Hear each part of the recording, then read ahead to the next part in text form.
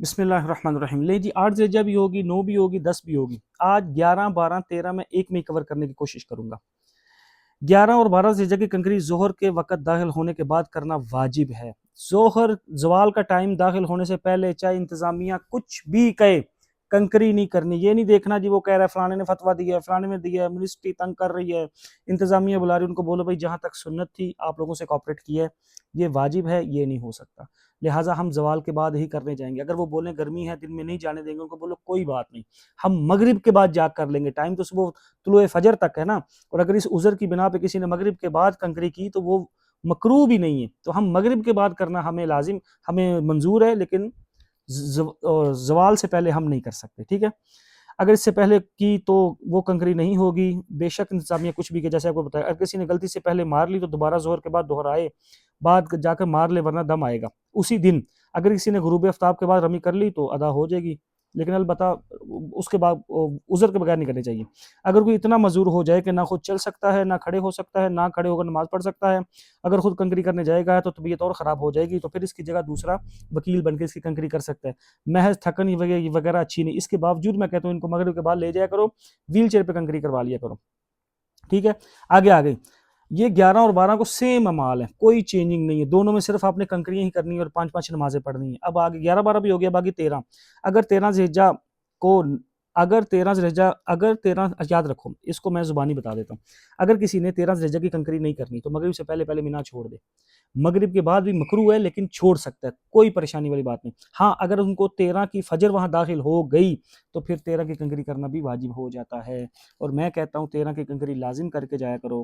اس کی بڑی ایک تو ویسے ہی کہا نا کہ ہر کنکری سے ہلاک کر دینے والا گناہ معاف ہوتا ہے، اور 13 کی کنکری آپ صلی اللہ علیہ وسلم کی ہے تو سنت، لیکن فضیلت کتنی بڑی ہے، اور بڑی فضیلت، جس میں ایک فضیلت یہ بھی ہے کہ جس گناہ کو سوچ کے کنکری کرو گے وہ معاف۔ تو سوچو ہم نے زندگی میں کتنے گناہ کیے ہوئے ہیں، محض ہوٹل پہ جانے کی وجہ سے ہم اس طرح کریں، تو اس کے لیے یاد رکھو پہلے مینا میں رات ٹھہرنا بھی ہے، صبح جا کے زوال کے بعد ہی کنکری کرنا ہے۔ بے شک اس کی کچھ گنجائش ہے کہ آپ زوال سے پہلے کر سکتے ہو 13 کی، لیکن ہم جب پورا سنت عمل کر رہے ہیں تو ہم پورے اتریں گے اس پہ۔ اور ویسے بھی یاد رکھو یہ جگہیں چھوڑنے سے پہلے نا دکھ ہونا چاہیے۔ لوگ تو بہت سارے میں نے ایسے دیکھے کچھ ہوٹلوں کو بھاگتے ہیں، بہت سارے ایسے بھی دیکھے ہیں جن کو عرفات چھوٹتا ہے وہ دکھ ہوتا ہے، ان کو مزدلفہ سے آتے ہیں ان کو دکھ ہوتا ہے، بنا چھوڑتے میں نے ان کی کفیتیں چینج ہوتی دیکھی ہیں۔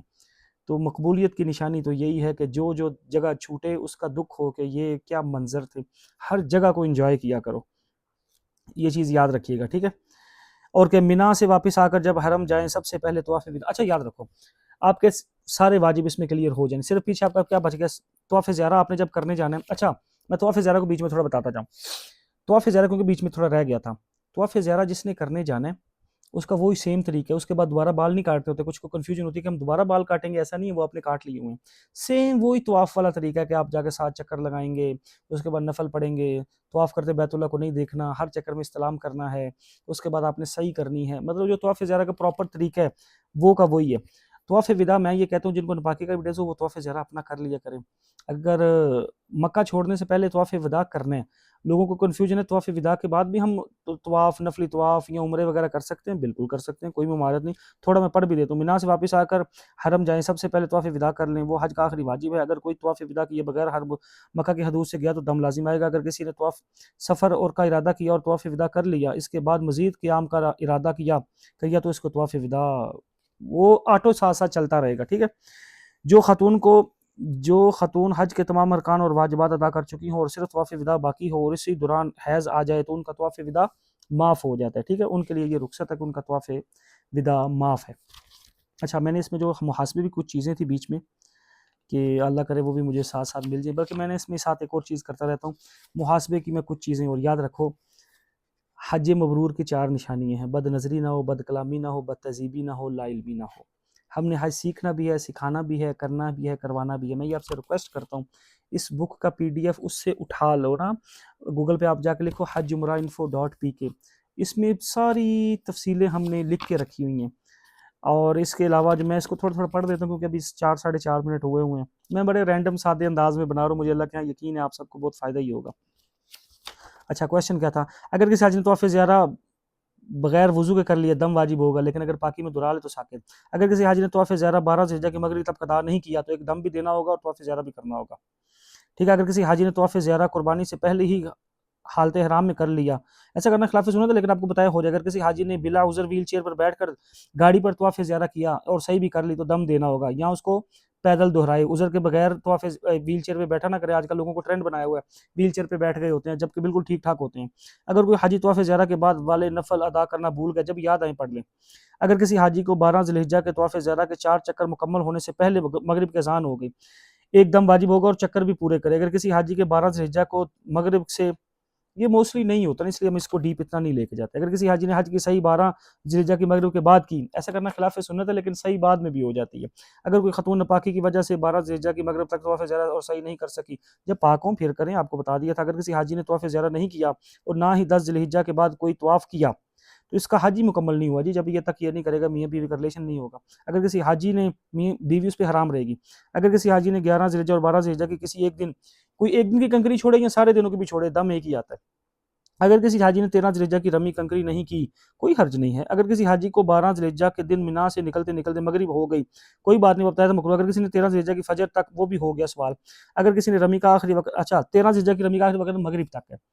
اگر کسی حاجی نے ایام تشریق مطلب کہ 9 ذی الحجہ کو فجر سے 13 ذی الحجہ کے مغرب تک میں عمرہ ادا کر لیا، دم واجب ہوگا۔ 13 ذی الحجہ کے مغرب تک عمرہ نہیں کر سکتے۔ اگر کسی حاجی نے طواف وداع سے پہلے یا بعد میں عمرہ یا طواف کر سکتے ہیں۔ اگر کسی، کیا عمرہ زندہ و مردہ دونوں کے لیے ہو سکتا ہے؟ بالکل ہو سکتا ہے۔ اگر کوئی خاتون ناپاکی کی وجہ سے طواف وداع ادا نہیں کر سکتی اور اپنے ملک واپس آ گئی، کوئی حرج نہیں، طواف وداع ناپاکی کی وجہ سے معاف ہے، طواف زیارہ نہیں۔ اگر کوئی حاجی طواف وداع ادا کیے بغیر اپنے ملک واپس آ گئے، ایک دم واجب ہوگا مرد کے لیے۔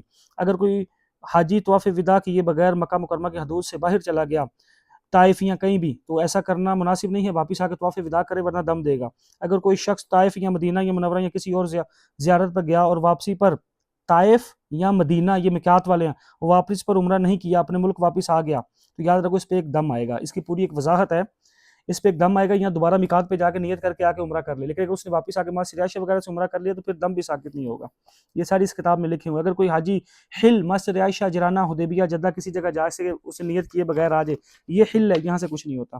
اگر کوئی حاجی جدہ یا جائے یا حل میں کہیں بھی جائے اور عمرہ کی نیت کیے بغیر واپس آ گیا، کوئی حرج نہیں، یہ حل ہے۔ اگر کوئی حاجی عید کی نماز، حاجی کے لیے عید کی نماز معاف ہے، یہ پیچھے بتانا بھی ہے، چلو اسی میں آ گیا، حاجی کے لیے عید کی نماز لازم نہیں ہے، اور جو حاجی کے لیے روزہ بھی نہیں ہے، یہ چیزیں یاد رکھیے گا۔ باقی چیزیں دیکھو، میں نے کوشش کی ہے مختصر ٹائم میں ساری چیزیں کور کروں۔ اب میں انشاءاللہ کوشش کروں گا، یہ آپ کو میں نے 4 ویڈیو میں چیزیں دے دی، ایک ویڈیو میں آپ کو وہ دے دوں گا جس میں ایک دن میں سارا حج ہوگا، مطلب ایک ہی ویڈیو میں 4 آپ کو یہ الگ الگ والی دے دیں۔ ایک میں تفصیل والی ویڈیو بناتا ہوں، ہوگی گھنٹے 1.5 کی، لیکن اس میں ساری چیزیں انشاءاللہ کور کرنے کی کوشش کروں گا۔ اس میں جو چیزیں رہ گئی ہوں کمی بیشی، اللہ پاک اس سے معاف فرمائیں، اور بس اتنا ہی ہے جی، دعاؤں میں یاد رکھیے گا۔ میں نے بڑے انداز سادے سے کوشش کی ہے، ٹوٹی پوٹی محنت کر رہا ہوں، اور اس میں جو کمی پیشی رہے اللہ اپنی رحمت سے معاف فرمائیں، اور میں انشاءاللہ وہاں بھی جا کے کوشش کروں گا کہ میں کچھ ایسے طریقے سے، ایسی ترتیب سے چیزیں آپ کو پیش کر دوں حج سے پہلے جو افیت آسانی والی بیسک ہوں، جو موسٹلی چیزیں پیش آتی ہیں، نہ اتنا ڈیپ جاؤں، ڈیپ والی ویڈیو میں بنا کے دوں گا، لیکن جو آسانی افیت کے ساتھ ہو سکے۔ باقی مجھے ضرور دعاؤں میں یاد رکھیں، جس نیت سے جو چیزیں لے کے چل رہا ہوں، اتنا ہے نہیں ہے جتنا ہو رہا ہے، تو بس اللہ پاک اپنی حفاظت میں رکھیں، کمی پیشی اپنی رحمت سے معاف فرمائیں، آپ سب کو حج مبرور دیں، بار بار بلائیں، بارہا بلائیں، اللہم آمین۔ آپ کو حاجیوں کی خدمت کرنے کی توفیق، خوب عاجزی انکساری سے رہنا، کسی سے جھگڑا نہیں کرنا۔ حج مبرور کی نشانی ہے جو حاجی وہاں رہتے ہوئے کسی سے جھگڑا نہ کرا، خوشی خرم شکایت کے بغیر واپس آ گیا، حج مبرور لے گیا، یہی حج ہے۔ مختلف مزاج، مختلف طبیعت، ہر طرح کی چیزیں ملیں گی، ان کو اللہ کے لیے درگزر کرنا، یہی حج ہے۔ اللہ پاک ہم سب کو اس طریقے سے سیکھ کر عمل کرنے کی توفیق عطا فرمائیں جس سے اللہ اور اس کے رسول راضی ہو جائے، اللہم آمین۔ کہا سنا معاف ہے، اللہ حافظ۔